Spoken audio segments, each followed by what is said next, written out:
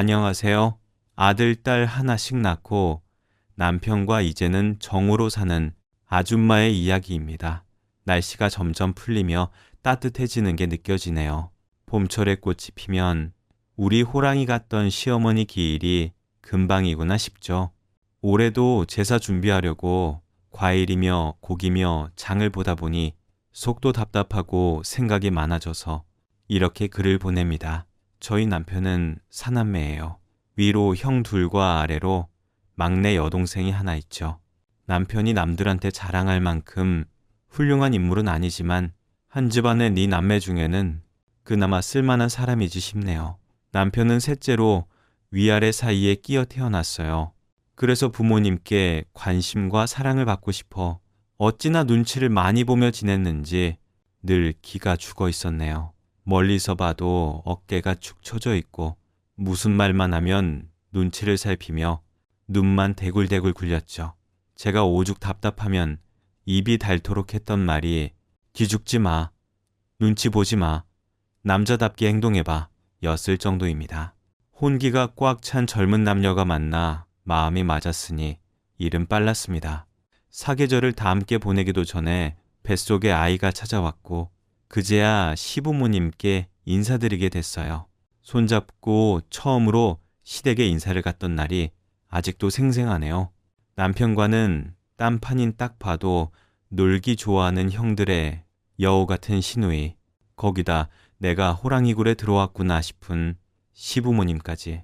뱃속에 아들놈만 아니었으면 잡은 손을 뿌리치고 도망 나왔을 거예요. 아들이 제 아빠를 살린 거죠. 형들이랑 다르게 혼자 비실비실하니 남자 구실 못하겠다 싶었는데 그래도 너도 남자라고 뒤에서 구실은 하고 다닌 모양이다. 애를 가졌다는데 반대할 게 뭐가 있겠냐? 배 부르기 전에 날 잡고 식을 올려라. 네, 아버지. 그럴게요. 아버지, 이야기 끝났으면 이제 집에 가봐. 식구들도 많은데 둘러앉아서 식사 챙기기 번거롭다. 사돈댁에는 날 받을 것도 없고 머리 아프게 예단이니 예물이니 챙길 것 없다고 전해라.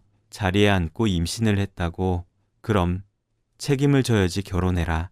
딱 한 말씀 하시더니 이불 하나 챙겨서 남편 자취방에 들어가 살라고 하시대요. 남편은 익숙한 듯 알겠습니다 하더니 자리를 정리하고 일어나려고 하고요. 이게 뭔가 싶었죠. 나한테 궁금하신 것도 없나 속상하고 긴장했던 게 맥이 탁 풀리더라고요. 벌써 끝난 거예요? 아니, 그래도 여기까지 왔는데 길게 이야기할 거 없다. 여자가 말이 많으면 나중에 탈이 나는 거야. 저희 가볼게요. 다음 제사 때 올게요.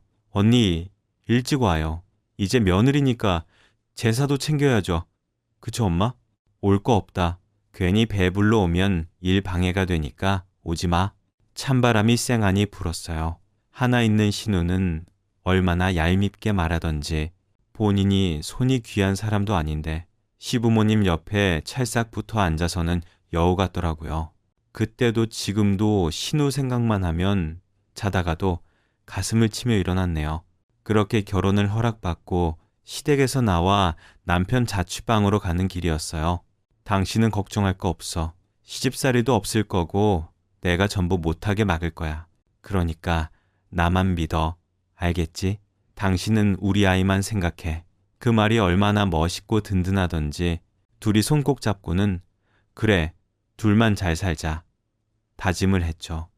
물론 남편이 알고 보니 남의 편이었고 모질이 답답이라는 걸 결혼을 하자마자 알게 되었지만요. 당신도 알고 있었어? 이번에 큰형님네 아파트로 이사 가는 거 할아버지 제사 어떻게 할 거냐고 전화 왔어. 얼마나 자랑을 하던지. 사업한다고 돈 없다 난리치더니 이사 갈 돈은 어디서 나온 거야? 사거리에 올라가는 아파트.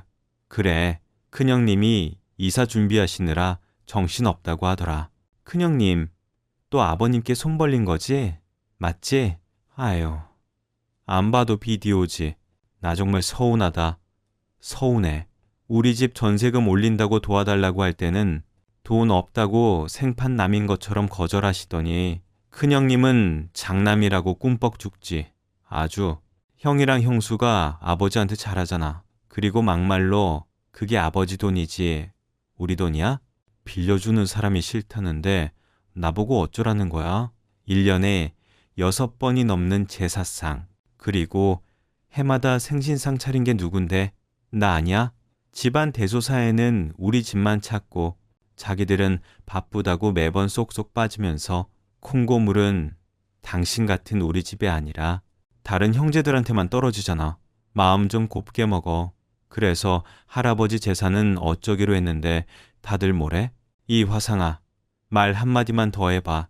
다음에는 네 제사상을 차릴 거니까. 나는 그렇게 살게 하지 않겠다. 던 다짐은 없었죠. 그래도 그 나물에 그 밥이라고 저도 똑같았어요. 집안 대소사는 셋째인 우리 집이 전부 챙기고 형님네랑 아가씨는 바쁘다는 핑계로 당일에 쏘고 와서는 제 속을 뒤집어 놓습니다. 막내 동서 고생했어. 나 이번에는 갈 때 동태전만 챙겨줘.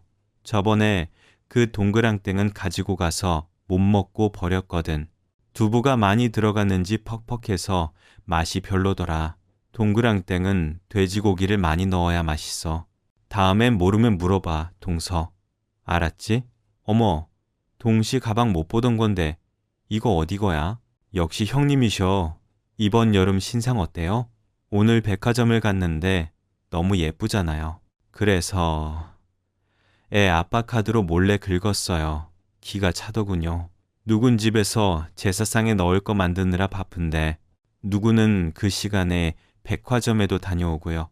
오늘 백화점 다녀오셨어요?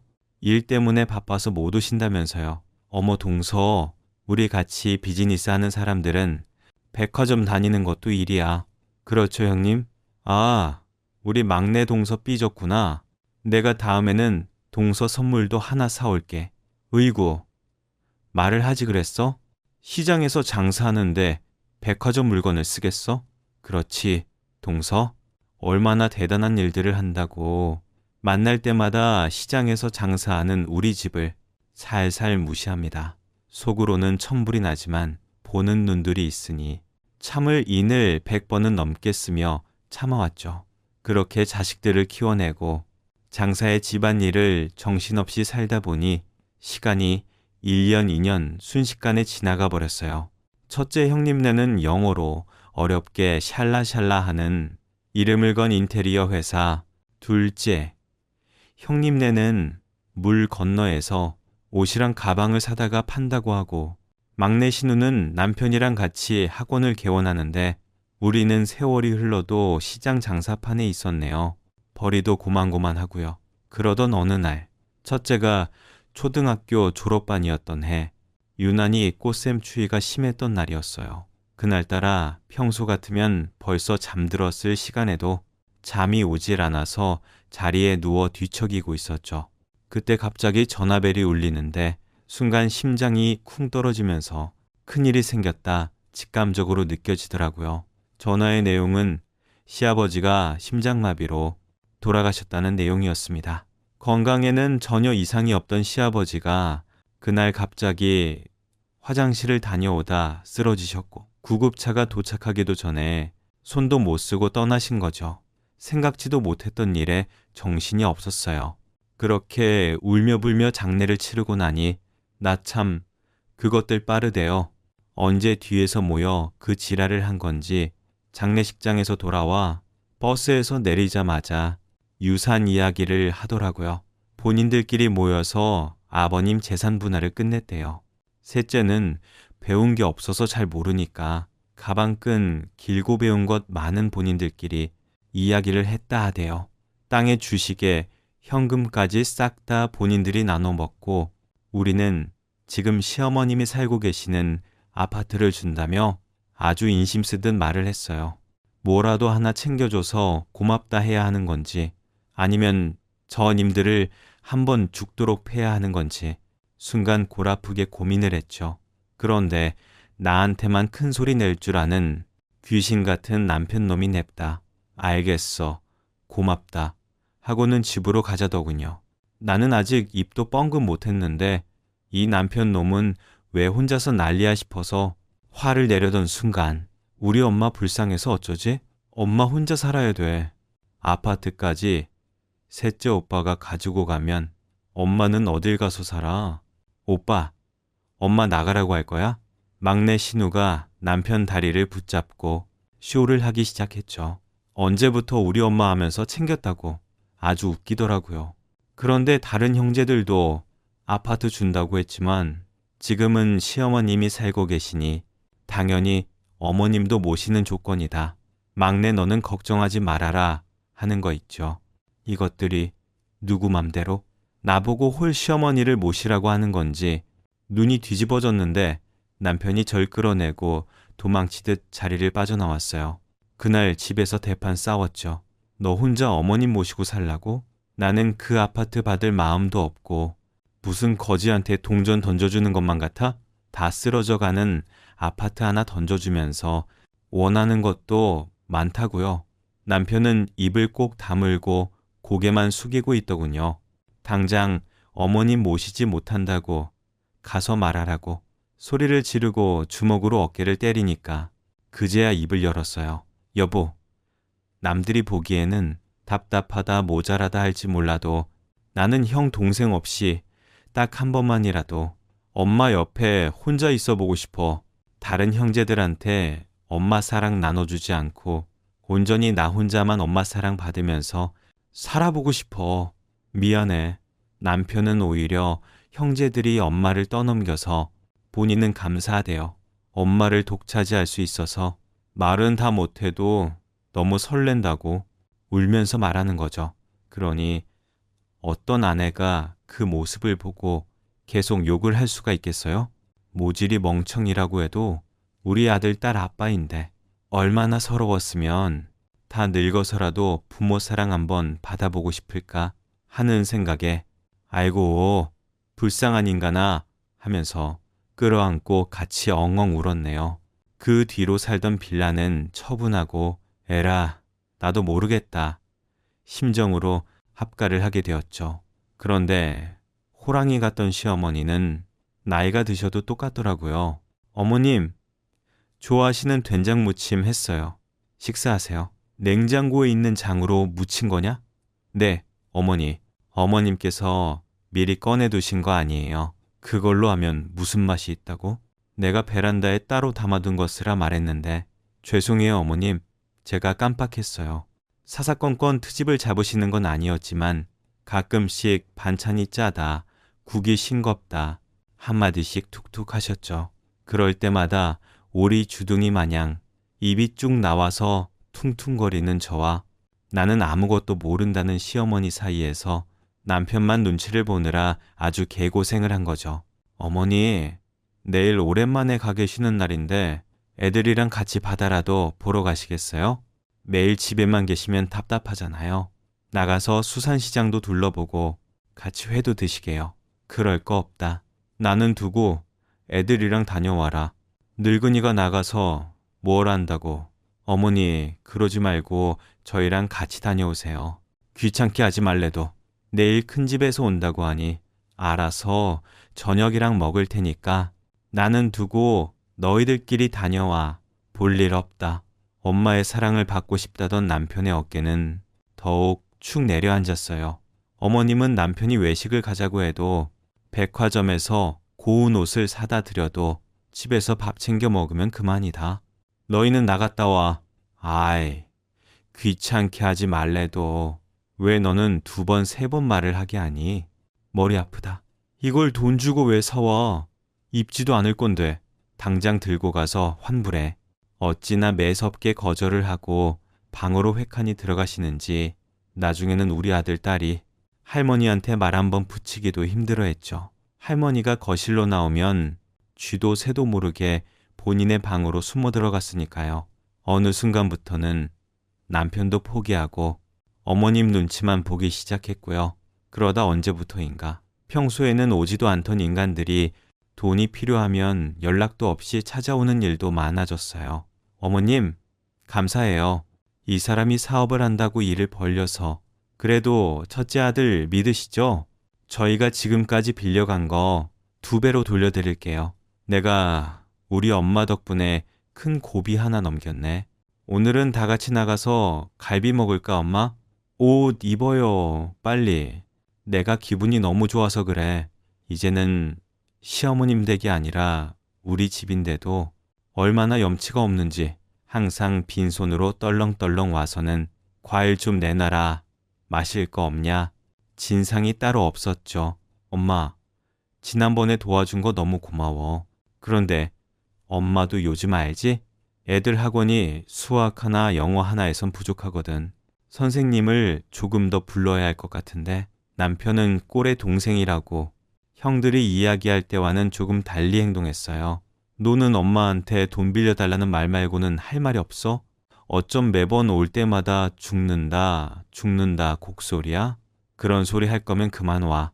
하지만 신우가 누굽니까? 그 말에 가만히 있을 신우였으면 오지도 않았겠죠. 아, 누가 오빠한테 돈 빌려달라고 했어? 오빠 거지인 거 내가 더 잘 알거든. 그리고 내가 엄마 돈 빌려와서 떼먹니? 다 돌려준다고 하잖아. 아, 내 엄마 내가 보러 오겠다는데 왜 오빠는 쳐다봐야 돼? 그쪽 식구들 한번 다녀가면 집안이 썰렁했어요. 남편은 남편대로 시어머님께 화가 나서 뚱에 있고 시어머님이야 원래 말이 없고 저만 중간에서 눈만 도르륵 굴렀죠. 그러다 한번 서러움이 터지는 일이 있었어요. 어머님, 저희 정말 처음이자 마지막으로 딱 한 번만 부탁드릴게요. 가게가 좋은 자리가 나왔는데 계약을 하고 싶어요. 계약금이 부족한데 조금만 빌려주시면 안 될까요? 일 없다. 빌려줄 돈 없어. 어머니, 고민도 안 해보시고 어떻게 바로 거절을 하세요? 다른 자식들은 필요하다면 척척 내주셨으면서 저 이번이 처음이에요. 그런데 이렇게 매몰차게 하셔야 돼요? 너 나한테 돈 맡겨둔 거 있냐? 내가 돈이 없다는데 무슨 말이 많아? 저녁 시간이니까 나가서 일 봐라. 아니요. 오늘은 저녁 차릴 시간이 없네요. 어머님, 나가서 가게 계약금이라도 벌어야겠어요. 아무리 아픈 손가락은 따로 있다고 해도 정말 눈에 보이게 차별하시는 건 아닙니다, 어머니. 지금 생각하면 그 자리를 계약하지 않은 건 정말 다행인 일이었지만 그 당시에는 얼마나 서럽고 화가 났는지요.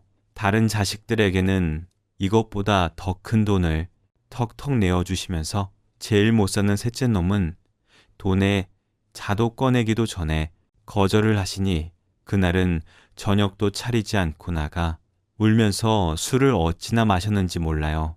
그렇게 진탕술을 마시고 그래, 우리가 비빌 언덕이 어디 있냐. 열심히 일해서 살아남아야지. 마음을 다잡고 가게로 출근했을 때 눈이 번쩍했어요.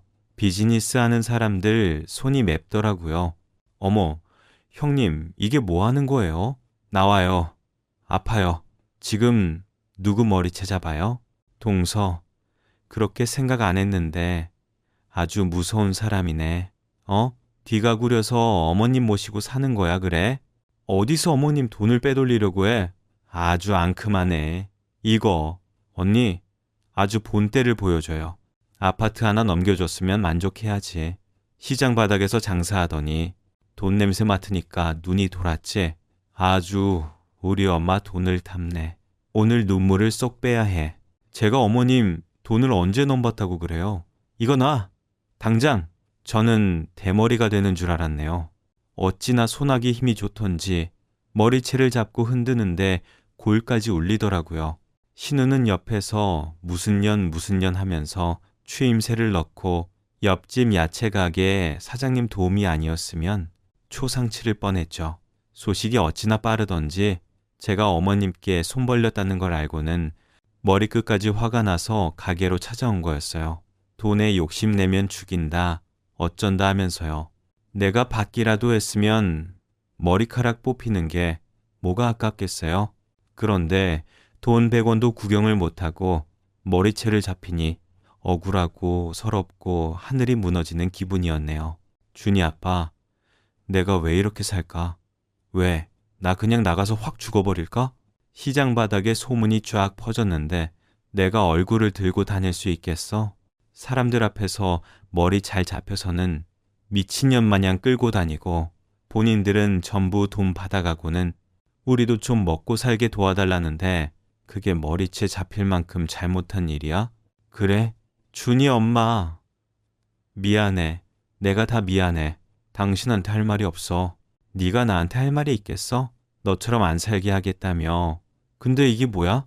우리 네 식구 전부 어머님 눈치에 당신 형제들 등살에 왜 이렇게 살아야 하는데? 왜? 거지 같은 집에 시집 와서 이게 무슨 고생이냐고. 너는 입이 없어? 나 몰래 죽을 죄라도 지었니? 그래서 할 말도 못하고 정신병자처럼 사는 거냐고. 사실 남편이 무슨 죄가 있겠어요? 고래인 형제들 사이에서 등 터진 새우인데 그런 새우한테 시집 온 내 잘못이지 싶었네요. 당장이라도 짐 싸들고 집을 나오고 싶었지만 물러 터지긴 부부가 똑같아서 내 새끼들 엄마 없이 키울 순 없고 그렇다고 또 아빠 없이 키울 수도 없어서 울며 집으로 기어 들어갔죠. 그 사건 이후로 한 집안의 사람들에게는 쌀알 크기의 정도 남지 않았고 최소한의 도리만 챙겼습니다. 형님들과 막내 신우는 내가 제 엄마 돈이라도 빼돌릴까봐 걱정이 되는지 감시하듯 하루가 멀다 하고 집을 찾아왔지만 저도 이전만큼 참진 않았어요. 엄마, 왜 저번보다 살이 빠졌어? 혹시 언니가 밥도 안 주고 그러는 거 아니지? 장난이지. 장난. 언니, 눈에서 불 나오겠어요. 어머, 혹시 찔려서 그러는 거 아니죠? 아니요. 아가씨가 오실 때마다 빈손으로 오셔서 저희 쌀이 부족해서 그래요. 다음에는 두 손 무겁게 오세요. 어머님 고기 좋아하시는데 입으로만 효도하지 말고 한우라도 좀 사들고 오시는 건 어때요? 우리 식구도 먹이고 어머님도 챙겨주세요. 다음에 기대할게요. 어머, 동서주름이 너무 많다. 밖에 나가면 내가 더 어린 줄 알겠어. 내가 동서한테 형님이라고 불러야 할 얼굴이네. 장사하면서 관리 너무 못하는 거 아니야? 그래요.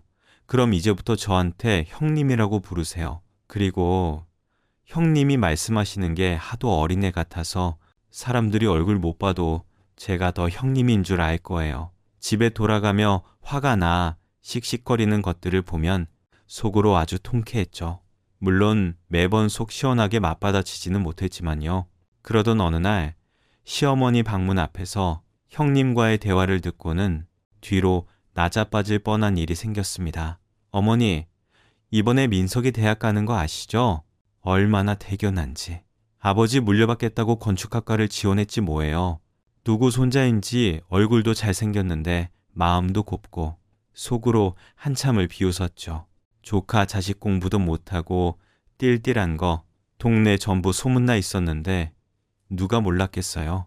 고등학교 졸업하고 3년을 더 공부시켜 겨우 멀리 지방에 있는 대학에 합격했는데 그 해 우리 큰애는 못난 부모가 든든히 지원해 주지 못했어도 서울 명문대에 그것도 의대를 합격해 어깨가 으쓱하고 있었거든요.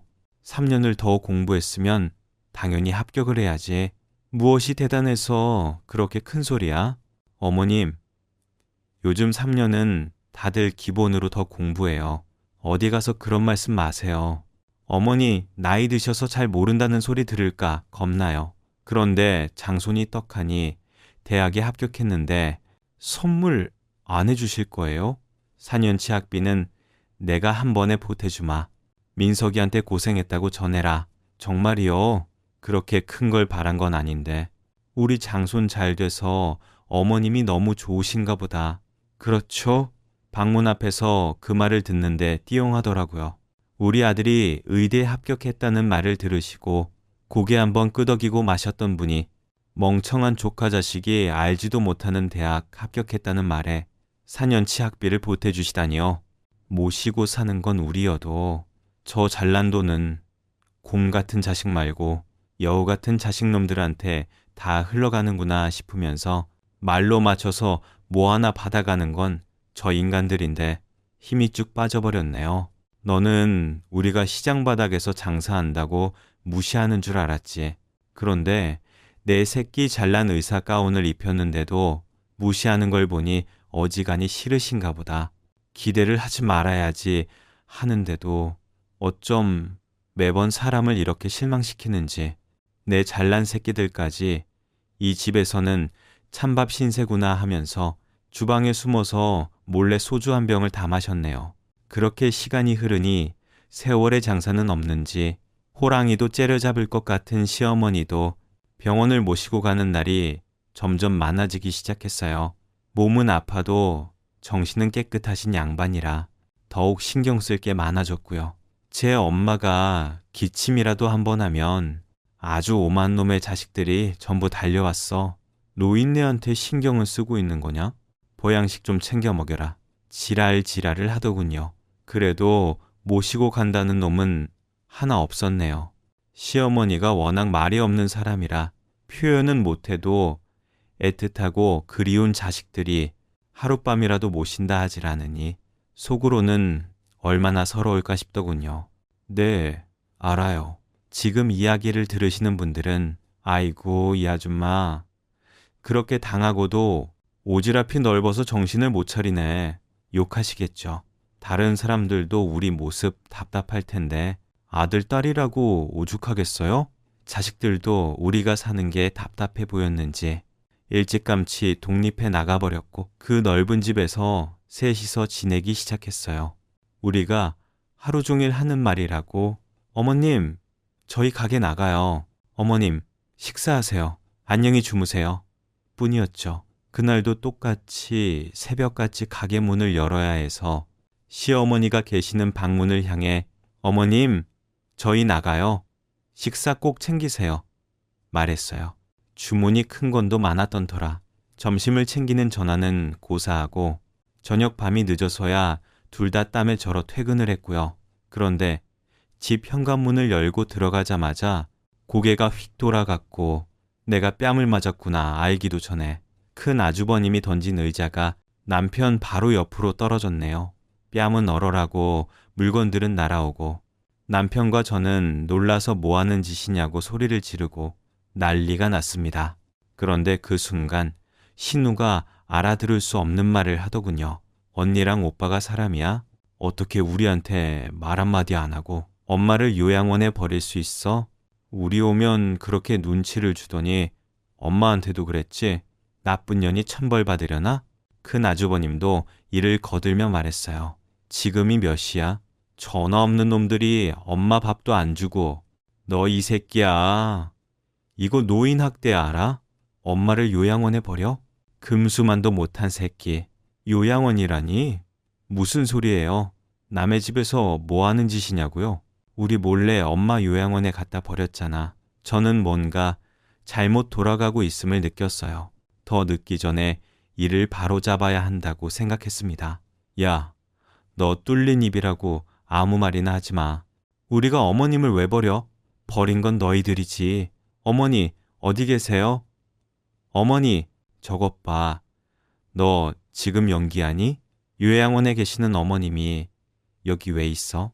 이야기를 듣고 맞은 뺨은 뜨거웠지만 가슴은 차가워졌어요. 우리가 가게에 출근한 사이 어머님이 혼자 짐을 챙겨 요양원에 들어가신 거죠. 이 사람 정말 무섭다 싶었어요. 20년을 넘게 같이 살았는데 말 한마디 없이 요양원이라뇨? 남편도 이제는 학을 뗐는지 모두들 앞에서 선언했습니다. 나 이제 어머니도 형님들도 전부 안 보고 살 겁니다. 사람을 이렇게까지 머저리 취급하는데 내가 왜 당신들을 보고 살아야 합니까? 어머니 돌아가셔도 연락하지 마세요. 난리친 거 문제 삼지 않을 테니까 당장 나가세요. 능력도 없는 새끼. 아파트 살게 해준 거 고맙게 생각해야지. 이렇게 뒤통수를 쳐? 우리나 되니까 너 아파트라도 하나 준 거야. 알아? 멍청해서 돈도 굴릴 줄 모르는 새끼가. 능력 없어도 형들처럼 부모님한테 빨대 꽂아가며 살진 않았으니 떳떳합니다. 개뿔 받은 건 없어도 끝까지 어머님 모시고 산 것도 우리고 나는 당당하니까 그딴 개소리 그만해요. 그것들이 떠나고 바닥에 털썩 주저앉으니 나도 모르게 허허 웃음이 나오는 거 있죠. 배신감이 어찌나 큰지. 어머님이 쓰시던 방문을 열어보니 짐 하나 없이 깨끗하게 정리돼 있었네요. 보기도 싫어 콱 문을 닫고는 남편도 저도 더 바쁘게 일을 했어요. 어머님이 계시니 늦게까지 일을 하지 못했었는데 그때부터는 밤새도록 장사도 하고 주문 건 큰 것도 계속 받았습니다. 그렇게 한 달쯤 지났을까요? 막내 신우한테 문자가 하나 왔더라고요. 하늘 요양원, 이번 주 일요일 이시에 엄마가 무조건 오라고 했어. 부르기 싫은데 어쩔 수 없이 연락하는 거야. 마지막이야. 문자를 받고 고민하는 남편을 보다 마지막일지 모르니 한 번은 다녀오자 다독였죠. 사실 못 참게 궁금하기도 했어요. 사람이 아무리 정이 없어도 하루아침에 말도 없이 떠날 수 있냐? 따지고 싶기도 했고요. 기다렸던 주말 불편한 마음으로 요양원을 찾아갔고 막상 침대에 앉아 계신 시어머님을 보니 따질 마음도 사라지고 눈물만 나오대요. 멀쩡한 집 놔두고 왜 혼자 외롭게 있나 마음이 아팠죠. 남편과 제가 우는 걸 본 다른 자식들은 요양원에 엄마를 버려두고 쇼를 한다며 길길이 날뛰고 욕을 했고 결국 어머님이 입을 여셨습니다. 다들 조용히 해. 여기까지 와서 소란이야? 멍청한 것들. 준이 어미야. 저 아래 서랍 열고 장부 좀 꺼내오거라. 어머님이 말씀하신 장부를 연히 오래된 장부가 하나 들어있었어요. 좋기 30년은 되어 보였죠. 첫째부터 막내까지 가까이 와서 천천히 장부들을 읽어봐. 틀린 내용이 있으면 바로 말을 하고 맞으면 맞다고 말들해. 첫째, 2000년 10월 사업자금 1억. 첫째, 2001년 2월 사업자금 5천만 원. 둘째, 2000년 11월 결혼자금 2천만 원. 막내, 2003년 4월 외제차 3천만 원. 장부에는 빼곡하게 그동안 첫째부터 막내까지 어머님, 돈을 빌려간 내용들이 적혀 있었어요. 장부를 보던 자식들은 민망한지 킁킁하며 헛기침을 했고 어머님은 장부 내용이 맞는지 재차 확인하셨죠. 엄마, 장부 내용이 맞으면 왜 이거 이제 돌려달라는 거야? 아유, 엄마. 왜 그래? 셋째, 오빠 때문에 화나서 그러는 거야? 그래요, 어머니. 동서 때문에 화 많이 나셨죠? 제가 잘 타이를게요. 장사만 하다 보니까 사람이 성격도 세지고 아유 참 돌려달라는 거 아니다. 너희 아빠가 그렇게 갑자기 떠나고 내가 준비한 거야. 네 남매 똑같이 나눠주려고 했어. 장부에 있는 걸 다 더해보면 셋이 나한테 받아간 돈이 얼추 비슷할 게다. 준이 어미야, 마지막 서랍장에 장부 하나가 더 있을 게다. 들고 오라. 이번 장부도 비슷하게 오래된 상태였어요. 어머님은 장부를 펼쳐 자식들에게 보이며 한 줄씩 읽어주셨습니다. 그 내용에 저와 남편은 아이처럼 눈물을 흘렸네요. 2001년 2월 준이가 혼자 제사상 차림 100만 원, 4월 준이 어미가 해준 생신상 200만 원, 2006년 3월 가게 계약금 1억 5천만 원. 가게 자리를 보니 어렵겠다 싶다. 다음에 좋은 기회가 있으면 도와주마. 2008년 준이 의대 합격 전액 장학금이니 4년치 학비는 따로 챙기기. 어머님은 무뚝뚝한 성격으로 살갑게 말씀은 못하셔도 장부에 몰래 고마움과 사랑을 담고 계셨던 거였죠. 어머님은 울고 있는 남편의 손을 잡으며 너는 내가 걱정할 것 다 없었다. 멍청한 다른 놈들과 다르게 제 밥그릇 꽉 쥐고 사는 건 너 하나였어. 나도 늙었으니 너희한테 짐 되는 건 싫다. 그만하면 잘 살았어. 내 정신이 있고 움직일 수 있을 때 이렇게 오려고 다 생각하고 있었다. 어머님은 자식에게 짐이 될까 하는 마음에 혼자 본인이 요양원을 알아보고 짐까지 정리하신 거였어요. 아버님 유산을 본인들 마음대로 뜯어 나누는 자식들을 보며 남편을 지켜야겠다는 생각을 하셨다더군요. 그래서 이렇게 장부까지 공개하신다고요. 이에 신우는 결국 반발하며 시어머니께 대들었습니다. 엄마, 이 장부들로 뭘 어쩌자는 건데? 우리한테 돌려받을 것도 아니라면서. 그리고 며느리가 제사상 차린 건 당연한 거지. 그걸 얼마냐 하면서 다 적어둔 거야? 이 세상에 당연한 건 없어. 아직까지 저렇게 철이 없어서 너희 셋한테 돌려받을 것은 없다. 그런데 너희 셋한테 내가 줄 것도 없어. 너희 아버지 유산도 셋이 다 가지고 가고 셋째는 다 쓰러져 가는 아파트 하나를 던져줬지. 내가 지금까지 조용히 있었던 건 너희가 정신 차리길 바랐던 거였다. 멍청한 것들. 셋째는 처음부터 내가 나눠준 유산과 다른 장부에 적어둔 내 고마운 마음까지 전부 주고 갈 거다. 전부. 자식들은 난리가 났죠. 유일한 돈줄이 눈앞에서 사라져버렸으니까요. 하지만 아무리 세월이 흘러 호랑이의 이빨이 전부 빠졌다 하더라도 그 기세는 무시할 수 없었습니다. 어머니는 자식들이 죽는다, 어쩐다 소란을 피워도 눈길 한번 주지 않으시고 변호사를 불러 재산을 전부 맡기셨네요. 그 사이 첫째는 인테리어 사업은 이미 망했고 둘째네 물 건너 가져온다던 옷가방은 전부 가짜로 고소당했으며 막내는 남편이 학원 선생님이랑 바람 피웠다는 걸 알게 됐다네요. 남편과 저는 어머니가 집으로 돌아오시지 않으면 100원 한 장 받지 않겠다 반항했습니다. 이에 어머니는 처음으로 웃는 모습을 보이셨네요. 그 뒤로 5년을 어머니와 함께 바다도 보고 강도 보고 즐겁게 지냈습니다. 그러다 어느 따뜻했던 봄날에 어머니가 먼 길을 떠나셨어요. 저는 아직도 어머니 생각이 나면 장부를 보며 울고 웃기도 합니다. 하늘에 계실 어머니가 그립고 고마워서요. 지금까지 함께 들어주셔서 고맙습니다.